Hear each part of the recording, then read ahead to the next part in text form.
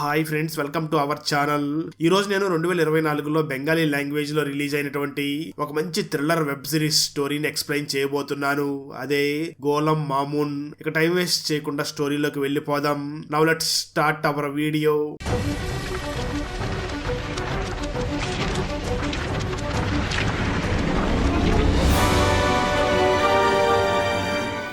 Video start చేసే ముందు మన ఛానల్లో లాస్ట్ వీడియోకి వచ్చిన బెస్ట్ కామెంట్ ఏమిటో చూద్దాం.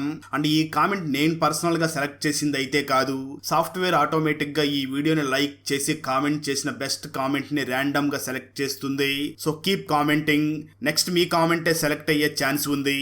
And thanks for commenting. Now let's start our video. Open చేస్తే మొదటి ఎపిసోడ్ స్టార్టింగ్ లోనే ఒక మహిళని ఎవరో చంపేసి ఉంటారు. అయితే ఆ ఇంట్లో ఉన్న తన కూతురికి మాత్రం తన అమ్మ చనిపోయింది అనే విషయం తెలియకుండా అక్కడ ఆడుకుంటూ ఉంటుంది. ఇంతలో ఒక ఫోన్ కాల్ రాగా ఆ పాప వెళ్లి ఫోన్ మాట్లాడుతూ ఉండగా ఫోన్ లో ఉన్న వ్యక్తి మాట్లాడుతూ మీ అమ్మకు ఒకసారి ఫోన్ ఇవ్వు అంటాడు. దానికి ఆ పాప సమాధానం చెప్తూ అమ్మ నిద్రపోతుంది అని అంటూ ఉంటుంది. ఫోన్ లో మాట్లాడుతున్న వ్యక్తి మరి మీ నాన్నకన్నా ఫోన్ ఇవ్వా అని అడుగుతాడు. దానికి ఆ పాప మాత్రం మా నాన్న డ్యూటీ పని మీద నిన్న బయటికి వెళ్ళాడు అని అంటూ ఉంటుంది. అయితే ఆ ఇంట్లో ఉన్న ఆ మహిళని ఎవరు చంపారో అన్న విషయం మాత్రం ఇక్కడ ఎవరికీ తెలియకుండా ఉంటుంది. ఇక్కడే మనకు అసలు నిన్న రాత్రి ఏం జరిగిందో చూపించడం జరుగుతుంది. స్టోరీ గతానికి వెళ్తుంది. మరోపక్క ఈ వెబ్ సిరీస్ లో హీరో అయినటువంటి గోలు తన ఫ్రెండ్ అయినటువంటి రేవంత్ ని కలవడానికి వెళ్లి రేవంత్ ఇంటి దగ్గరికి వెళ్లి తలుపు కొడుతూ ఉంటాడు. ఇంతలో ఎవరో గుర్తులేని వ్యక్తులు వచ్చి ఆ గోలు మీద అటాక్ చేయడంతో నా మీద ఎవరో అటాక్ చేస్తున్నారు అని వాళ్ళతో ఫైటింగ్ చేస్తూ ఉంటాడు. సరిగ్గా అదే సమయంలో వెనక నుంచి ఎవరో వచ్చి మెడ మీద ఇంజెక్షన్ వేసేస్తారు. అయితే తనకి ఇంజెక్షన్ వేసింది ఎవరు అన్నది మాత్రం గోలు సరిగ్గా చూడలేకపోతాడు. దాంతో గోలు అక్కడికక్కడే మత్తెక్కి కింద పడిపోతాడు. మరోపక్క మనకు సిరీస్ స్టార్టింగ్ లో చనిపోయినటువంటి ఆ తానియా దగ్గరికి పోలీసులు వచ్చి ఎంక్వైరీ చేస్తూ ఉంటారు. అక్కడ పోలీస్ ఆఫీసర్ అయినటువంటి రాబిన్ వచ్చి చనిపోయినటువంటి ఈ తానియా ఒక జర్నలిస్ట్, అలాగే ఈ తానియా హస్బెండ్ అయినటువంటి రేవంత్ కూడా ఒక పోలీస్ ఆఫీసర్, అలాగే ఈ తానియా హస్బెండ్ అయినటువంటి రేవంత్ కూడా కనిపించడం లేదు. గోలు రేవంత్ దగ్గరికి వెళ్ళాడని తెలిసింది. అప్పటి నుంచి రేవంత్ కూడా కనిపించడం లేదు. ఈ గోలు కూడా కనిపించడం లేదు. అసలు వీళ్ళు ఎక్కడికి వెళ్ళి ఉంటారో అని గోలు మరియు రేవంత్ కి కామన్ ఫ్రెండ్ అయినటువంటి యూసఫ్ దగ్గరికి రాబిన్ వెళ్ళి ఎంక్వైరీ చేయగా అప్పుడు యూసఫ్ మాట్లాడుతూ, సార్ నిన్న నా దగ్గరికి గోలు వచ్చి నేను రేవంత్ని కలవడానికి వెళ్తున్నాను, ఒకవేళ రేవంత్ నీ దగ్గరికి వస్తే తనని కలవడానికి వెళ్ళానని తనకు చెప్పు అని ఆ గోలు నాకు చెప్పాడు అని యూసఫ్ జరిగిందంతా కూడా ఆ రాబిన్ కి ఎక్స్ప్లెయిన్ చేసి చెప్తాడు. ఆ మాటలు విన్న రాబిన్ కి ఆ గోలు మీద ఇంకా అనుమానం పెరుగుతూ ఉంటుంది. అదే సమయంలో చనిపోయినటువంటి తానియా సెల్ ఫోన్ ని చెక్ చేయగా తానియా చివరిసారిగా గోలుకి ఫోన్ చేసి ఉంటుంది. దాంతో రాబిన్ కి గోలు మీద ఇంకా అనుమానం ఎక్కువ అవుతూ ఉంటుంది. అదే సమయంలో గోలు చనిపోయినటువంటి ఆ తానియాకి ఫోన్ చేస్తూ ఉండడం రాబిన్ వెంటనే ఫోన్ లిఫ్ట్ చేయగా గోలు మాట్లాడుతూ, రాబిన్ నువ్వేంటి ఫోన్ లిఫ్ట్ చేశావు, నాకేం అర్థం కావడం లేదు అని అంటూ ఉంటాడు. దానికి ఆ రాబిన్ సమాధానం చెప్తూ అన్ని అర్థం అవుతాయి, ఒకసారి అర్జెంట్ గా ఇక్కడికి రా అని అంటూ ఉంటాడు. కట్ చేస్తే మరో పక్క రమ్య అనే ఒక పోలీస్ ఆఫీసర్ ని చూపించగా తను ఇంతకు ముందు రోజు రాత్రి హీరో అయినటువంటి గోలు మీద ఇద్దరు వ్యక్తులు అటాక్ చేశారు కదా, ఆ ఇద్దరులో ఒక వ్యక్తి చనిపోయి ఉండడంతో ఆ వ్యక్తి ఎలా చనిపోయాడో అని ఎంక్వైరీ చేస్తూ ఉంటుంది. ఆ సమయంలోనే రమ్య అక్కడ ఉన్నటువంటి ఒక వ్యక్తిని చూసి నిన్న ఇక్కడ ఎవరైనా అనుమానాస్పదంగా చూసావా అని అడుగుతుంది. దానికి ఆ వ్యక్తి మాట్లాడుతూ, మేడం నిన్న ఇక్కడికి ఆఫీసర్ గోలు రావడం నేను చూశాను అని చెప్తూ ఉంటాడు. ఆ మాటలు విన్న రమ్యకి అంటే గోలుని ఈ హత్య చేశాడేమో అనుకుంటూ ఉంటుంది. దాంతో రమ్య వెంటనే అక్కడ చనిపోయినటువంటి వ్యక్తి దగ్గర ఏమైనా క్లూస్ గానీ ఫింగర్ ప్రింట్స్ ఉన్నాయేమో అని వెతుకుతూ ఉంటుంది. మరోపక్క పోలీస్ ఆఫీసర్ రాబిన్ రేవంత్ ఇంటి దగ్గర చుట్టుపక్కల ఉన్న వాళ్ళందరినీ కూడా ఎంక్వైరీ చేస్తూ ఇక్కడికి ఎవరైనా వచ్చేవాళ్ళు అని అడుగుతూ ఉంటాడు. ఇక్కడికి ఎక్కువగా గోలు అనే వ్యక్తి వస్తూ ఉండేవాడు అని చెప్తూ ఉంటారు. అలాగే కొంతమంది అయితే ఆ గోలు మరియు తాన్యా ఇద్దరికి కూడా అక్రమ సంబంధం ఉంది అని చెప్తూ ఉంటారు. ఆ మాటలు విన్నటువంటి రాబిన్ అంటే నిజంగానే గోలు మరియు తానియాల మధ్య అక్రమ సంబంధం ఉందేమో, అందువల్ల వాళ్ళకి ఏదైనా గొడవ అయ్యి గోలు ఆ తానియాను చంపేశాడేమో అనుకుంటూ ఉంటాడు. దాంతో రాబిన్ వెంటనే పై అధికారిని కలిసి నాకెందుకు ఇదంతా కూడా గోలు చేస్తున్నాడేమో అనిపిస్తుంది అని అంటూ ఉంటాడు. ఆ మాటలు విన్న పై అధికారి మన డిపార్ట్మెంట్లో ఉన్న వ్యక్తి మీద మనమే ఈ విధంగా అసత్య ప్రచారాలు చేయకూడదు, ఏవైనా ఆధారాలు ఉంటే చూపించు అని అంటాడు. మరోపక్క గోలు కూడా వెంటనే తానియా ఇంటి దగ్గరికి వచ్చి తానియా చనిపోయి ఉండడంతో ఇదంతా ఎవరు చేశారని అడుగుతూ ఉంటాడు. అయితే అక్కడ ఉన్నటువంటి రాబిన్ మాత్రం గోలును చూసి ఏంటి ఇదంతా ఎవరు చేశారో నీకు తెలియదా అని వెటకారంగా మాట్లాడుతూ ఉంటాడు. దాంతో గోలు మాట్లాడుతూ నిన్న రాత్రి నా మీద ఎవరో అటాక్ చేశారు. అయితే అక్కడ ఉన్నటువంటి రాబిన్ మాత్రం ఖచ్చితంగా ఇది గోలునే చేసి ఉంటాడు అని ఆ ఆ గోలీని చూసి చాలా ప్రశ్నలు అడుగుతూ తనని ఎంక్వైరీ చేస్తూ గోలీని అక్కడి నుంచి అరెస్ట్ చేసి స్టేషన్కి తీసుకుని వెళ్లే ప్రయత్నం చేస్తూ ఉంటాడు. సరిగ్గా అదే సమయంలో పోలీస్ పై అధికారి వెంటనే రాబిన్కి ఫోన్ చేసి నువ్వు మరియు గోలీ ఇద్దరు కూడా వెంటనే నా దగ్గరికి రండి అని అంటాడు. అలా ఇద్దరు కూడా తన పై అధికారి దగ్గరికి వెళ్ళగా పై అధికారి వెంటనే గోలును చూసి నువ్వు నిన్న రాత్రి ఆ వ్యక్తి దగ్గరికి వెళ్ళావా అని అడుగుతాడు. దానికి గోలు అవును సార్ వెళ్ళాను అని అంటాడు. దాంతో పై అధికారి మాట్లాడుతూ అంటే నువ్వే అతన్ని చంపావా అని అడుగుతాడు. దానికి గోలు సమాధానం చెప్తూ లేదు సార్, నేను తనతో కొంచెం గొడవ పడ్డాను, కానీ ఆ తర్వాత ఎవరో నాకు మత్తు ఇంజెక్షన్ వేసేసాడు, ఆ తర్వాత ఏమైందో నాకు తెలియదు అని అంటూ ఉంటాడు. సరిగ్గా అదే సమయంలో అక్కడ రమ్య వచ్చి లేదు సార్, చనిపోయిన వ్యక్తి బాడీ మీద మన గోలు సార్ ఫింగర్ ప్రింట్స్ కూడా దొరికాయి అని అంటుంది. అలా ఒక పక్క రమ్య మరియు రాబిన్ ఇద్దరు కూడా ఈ హత్యలు గోలునే చేశాడు అనుకుంటూ ఉంటారు. అయితే గోలు మాత్రం సార్ నేను నా భార్య వైఫ్ని నేనెందుకు హత్య చేస్తాను అని అంటూ ఉంటాడు. ఆ మాటలు విన్న రాబిన్ వెంటనే నేను నువ్వు మరియు ఆ రేవంత్ ఇద్దరు కూడా కలవాలనుకున్నారు కదా, ఎందుకోసం కలవాలనుకున్నారు అని అంటాడు. ఇక్కడే గోలు కొన్ని విషయాలు చెప్పడం మొదలు పెడతాడు. సార్ మా అక్కయ్య హస్బెండ్ 10 సంవత్సరాల క్రితం చనిపోయాడు. ప్రజెంట్ రేవంత్ ఇన్వెస్టిగేషన్ చేస్తున్నటువంటి కేసుకి అలాగే మా అక్కయ్య చావుకి మధ్య ఏదో సంబంధం ఉందనిపించింది. నాకు రేవంత్ రెండో ఫోన్ చేసి నిన్న మా ఆవిడ ఒకరిని ఇంటర్వ్యూ చేసినప్పుడు కొన్ని విషయాలు తెలిసాయి, ఆ విషయాలు బయటపడితే చాలా పెద్ద ఇష్యూ అవుతుంది, వాటి వెనకాల చాలా పెద్ద పెద్ద వాళ్ళు ఉన్నారు, వాటి గురించి నీతో మాట్లాడాలి, వెంటనే మనం రెగ్యులర్గా కలుసుకునే ప్లేస్ దగ్గరికి రా అని చెప్పడంతో నేను అక్కడికి వెళ్ళి వెతికాను, కానీ అక్కడికైతే ఆ రేవంత్ రాలేదు, అప్పుడే నా మీద ఎవరో అటాక్ చేశారు అని అంటూ ఉంటాడు. అయితే పక్కన ఉన్నటువంటి రాబిన్ మాత్రం గోలు మాటలను అస్సలు నమ్మకుండా ఈ హత్యల్ని గోలునే చేస్తున్నట్లుగా ఉన్నాడు అనుకుంటూ ఉంటాడు. ఆ వెంటనే రాబిన్ గోలు అబద్ధం చెప్తున్నట్లు ఉన్నాడు, ఆ గోలు మరియు ఆ తానియా మధ్య అక్రమ సంబంధం ఉన్నట్లుగా ఉంది, అందుకే తను తానియాని చంపేసినట్లుగా ఉన్నాడు అని వెంటనే గోలుని కస్టడీలోకి తీసుకుంటూ అతని దగ్గర ఉన్న వస్తువులన్నీ కూడా తీసుకుంటూ ఉంటాడు. అయితే గోలు దగ్గర ఐడి కార్డ్ మిస్ అయి ఉంటుంది. నీ ఐడి కార్డ్ ఎక్కడ ఉంది అని అడగ్గా దానికి గోలు సమాధానం చెప్తూ నా ఐడి కార్డ్ ఎక్కడో మిస్ అయ్యింది అని అంటూ ఉంటాడు. కట్ చేస్తే మరో పక్క రేవంత్ డెడ్ బాడీ కూడా దొరుకుతుంది. అతనికి ఏదో ఒక కార్ యాక్సిడెంట్ అయ్యే విధంగా అక్కడ చనిపోయి ఉంటాడు. ఆ రేవంత్ డెడ్ బాడీ పక్కనే గోలు ఐడి కార్డ్ కనిపించడంతో ఆ కేసుని ఎంక్వైరీ చేయడానికి వెళ్ళినటువంటి యూసఫ్ ఆ ఐడి కార్డ్ ని చూసి అంటే రేవంత్ ని ఈ గోలు చంపేశాడా అని యూసఫ్ కూడా ఆ గోలుని అనుమానిస్తూ ఉంటాడు. అక్కడతో మొదటి ఎపిసోడ్ కంప్లీట్ అవుతుంది.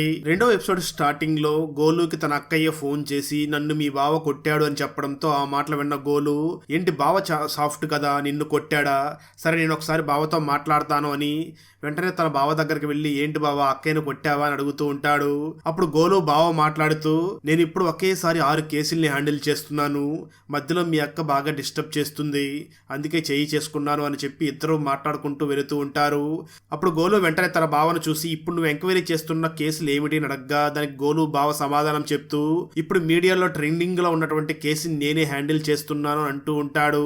అలా కొంచెం దూరం వెళ్ళిన తర్వాత గోలు కారు దిగి అక్కడి నుంచి వెళుతూ ఉండగా ఎటైతే గోలు బావ వెళ్ళాడో అటు సైడ్ నుంచి ఒక గన్ సౌండ్ వినిపిస్తుంది. దాంతో గోలు తన బావకి ఏమైందో చూడడం కోసం అటువైపుగా వెళుతూ ఉంటాడు. సరిగ్గా ఆ బిల్డింగ్ లో నుంచి కైలాస్ అనే ఒక వ్యక్తి బయటకు వస్తూ ఉంటాడు. ఈ కైలాస్ మరెవరో కాదు, మొదటి ఎపిసోడ్ లో గోలుకి మత్తు ఇంజెక్షన్ వేశాడు కదా అతనే ఈ కైలాస్, కానీ ఇది గతంలో జరిగింది కాబట్టి ఈ కైలాస్ ఎవరో గోలుకి తెలియకుండా ఉంటుంది. అలా గోలు గన్ సౌండ్ వచ్చినటువంటి ప్లేస్ దగ్గరికి వెళ్ళగా అక్కడ గోలు బావ దగ్గర ఉన్నటువంటి కిడ్నాప్ అయి ఉన్నటువంటి ఒక పాపని ఎవరో అక్కడి నుంచి కిడ్నాప్ చేసి తీసుకుని వెళ్లే ప్రయత్నం చేస్తూ ఉంటారు. దాంతో గోలు వెంటనే అక్కడికి వెళ్ళి వాళ్ళకి గన్ను గురి పెట్టగా వాళ్ళు గోలుని చూసి నువ్వు వెంటనే గన్ను కింద పడేయి లేదంటే మీ బావని చంపేస్తాము అని గోలు బావకి గన్ను గురిపెట్టి ఉంటారు. దాంతో గోలు వాళ్ళ బావని కాపాడుకోవాలి అన్న ఉద్దేశంతో తన చేతిలో ఉన్న గన్నుని కింద పెట్టేస్తాడు. అయితే వాళ్ళు మాత్రం ఆ గోలు బావని అక్కడక్కడే షూట్ చేసి పాపని తీసుకుని అక్కడి నుంచి పారిపోతారు. ఆ విధంగా గోలు బావ అక్కడికక్కడే చనిపోయి ఉంటాడు. ఇక్కడే స్టోరీ ప్రెజెంట్కి వస్తుంది.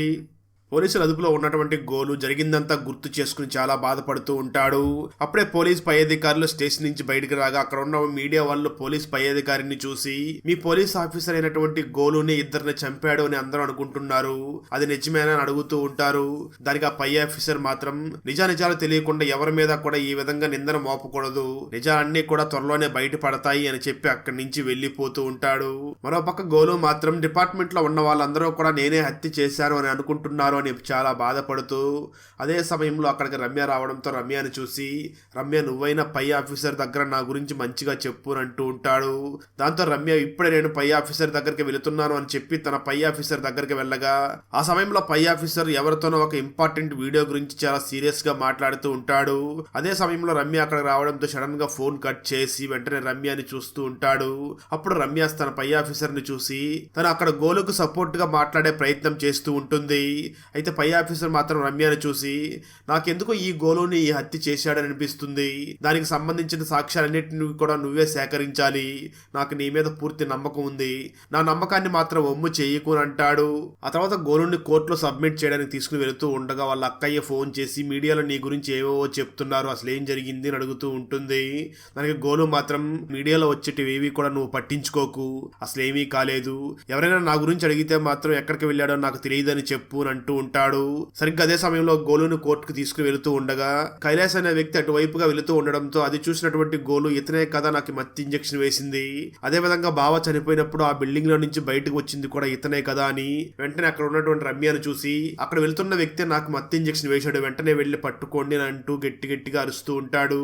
దాంతో రమ్య వెంటనే కారును ఆపి ఆ కైలాస్ ని పట్టుకోవడానికి వెళ్ళగా కైలాస్ వెంటనే అక్కడి నుంచి తప్పించుకుని వెళ్లిపోయి ఉంటాడు. ఆ తర్వాత అక్కడి నుంచి మళ్ళీ కోర్టుకు వెళుతూ ఉన్న సమయంలో బయట రాబిన్ అనే పోలీస్ ఆఫీసర్ దగ్గరికి ఆ కైలాస్ వచ్చి మాట్లాడుతూ ఉంటాడు.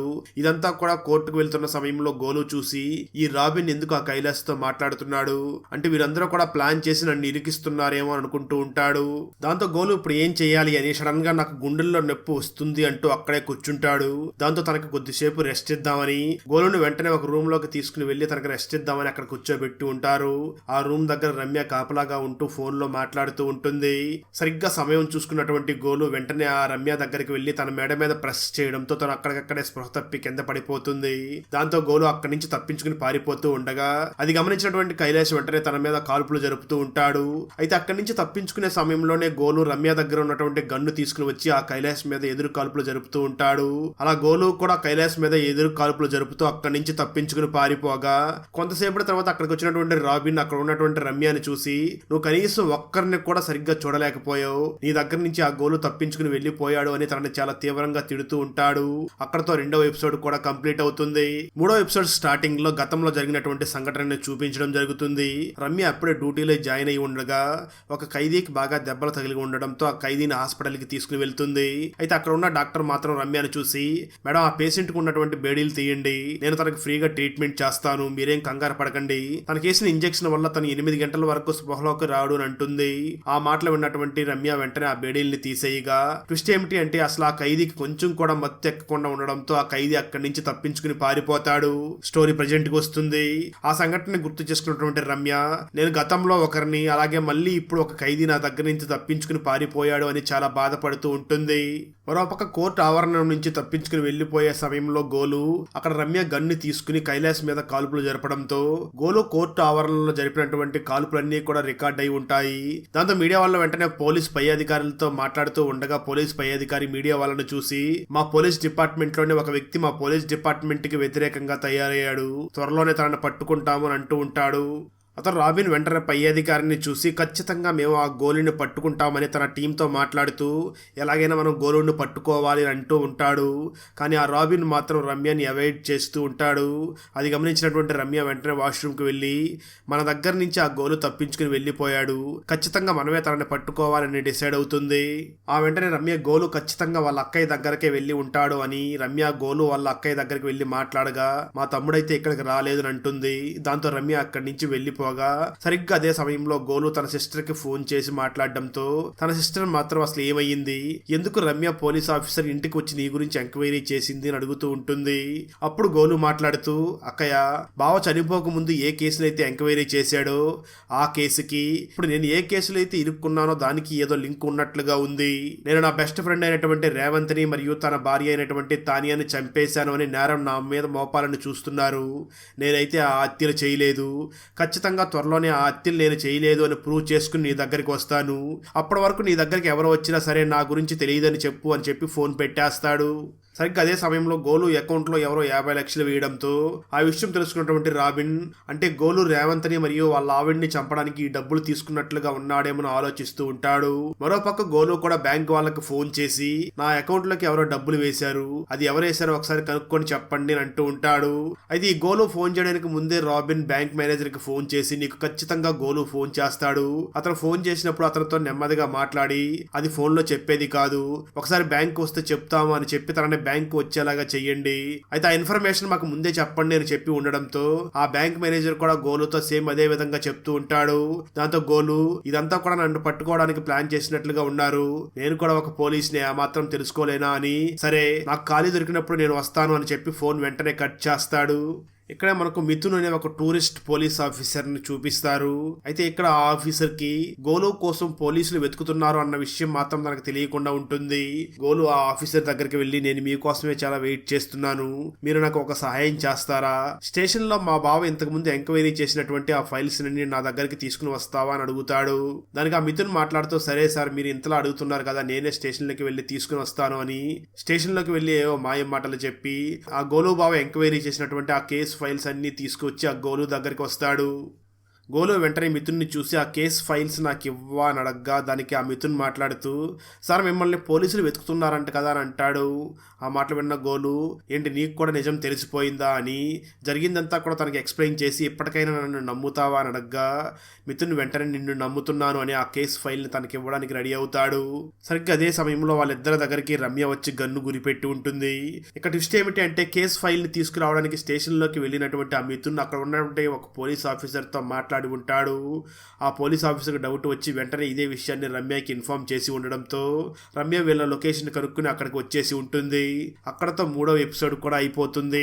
4వ ఎపిసోడ్ స్టార్టింగ్ లో కైలాష్ ని చూపించగా కైలాష్ ఒక బిర్యానీ సెంటర్ కి వెళ్లి బిర్యానీ తీసుకుని వచ్చి గురు అనే ఒక వ్యక్తికి ఇస్తూ ఉంటాడు. నిజానికి ఈ కైలాష్ ఆ గురువును చంపాలి అని ఆ ప్లాన్ చేసి ఉంటాడు, కానీ గురువుకు మాత్రం ఆ విషయం తెలియకుండా ఆ బిర్యానీని తింటూ ఉంటాడు. మరోపక్క రమ్య ఆ గోలుని చూసి నువ్వు నా దగ్గర నుంచి తప్పించుకుని వెళ్లిపోవడం వల్ల డిపార్ట్మెంట్ నన్ను ఇప్పటికీ తిడుతూనే ఉంది, రా నిన్ను వెంటనే వాళ్ళ దగ్గరికి తీసుకుని వెళ్ళాలి అని అంటూ ఉండగా గోలు ఆ రమ్యని చూసి రమ్య నువ్వైనా నన్ను అర్థం చేసుకో, మా బావని వాళ్ళు పక్కగా ప్లాన్ చేసి చంపేశారు, ఇప్పుడు నన్ను కూడా అదే విధంగా చేయాలనుకుంటున్నారు, ప్లీజ్ నువ్వైనా నాకు సహాయం చెయ్యి అని అంటూ ఉండడంతో ఆ మాటలు విన్నటువంటి రమ్య నేను నీకు ఏ విధంగా సహాయం చెయ్యాలి అని అడుగుతుంది.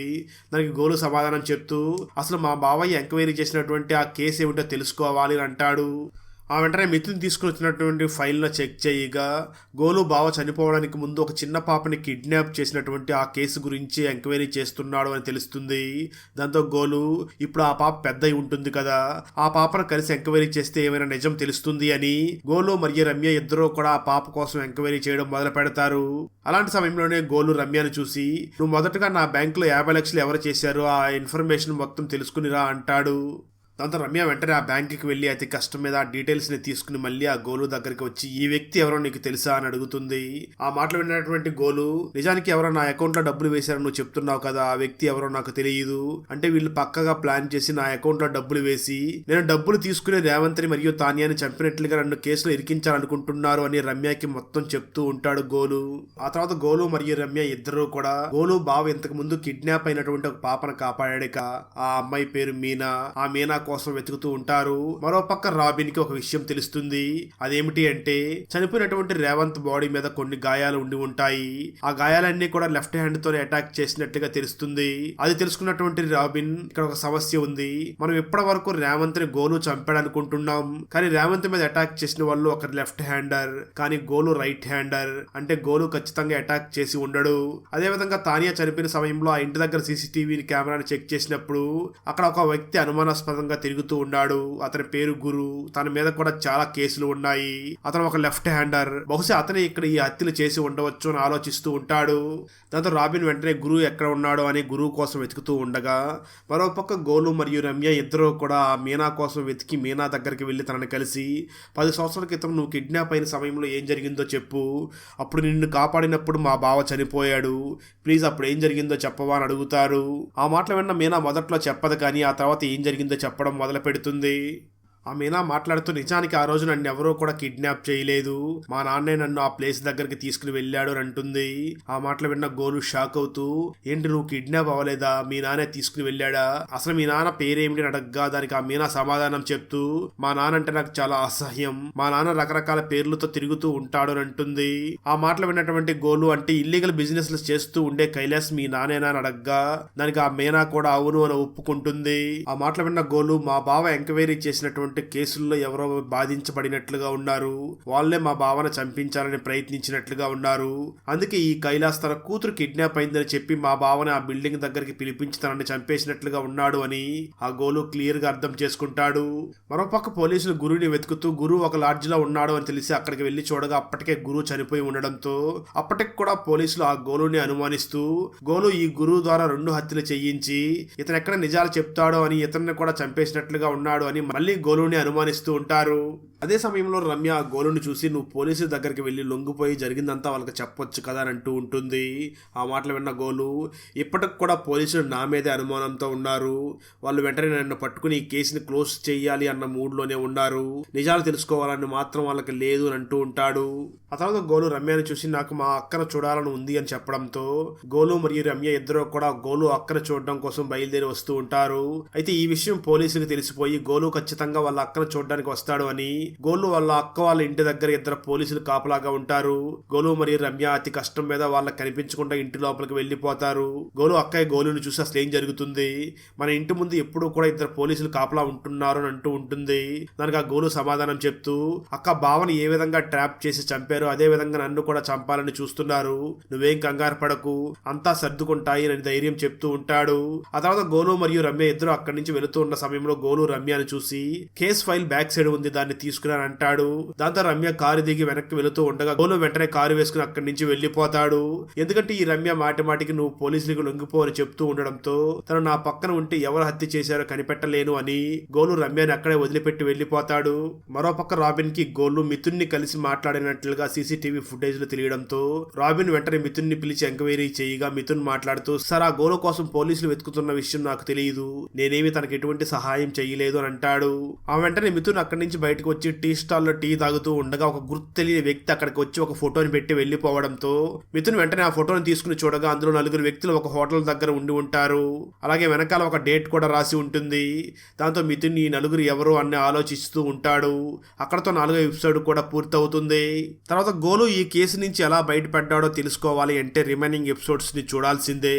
ఫ్రెండ్స్, రిమైనింగ్ ఎపిసోడ్ స్టోరీని పార్ట్ 2 వీడియోలో ఎక్స్ప్లెయిన్ చేసి ఆ పార్ట్ 2 వీడియో లింక్ను కూడా ఈ వీడియో డిస్క్రిప్షన్లో మరియు కామెంట్స్లో ఇస్తాను, చూసేయండి.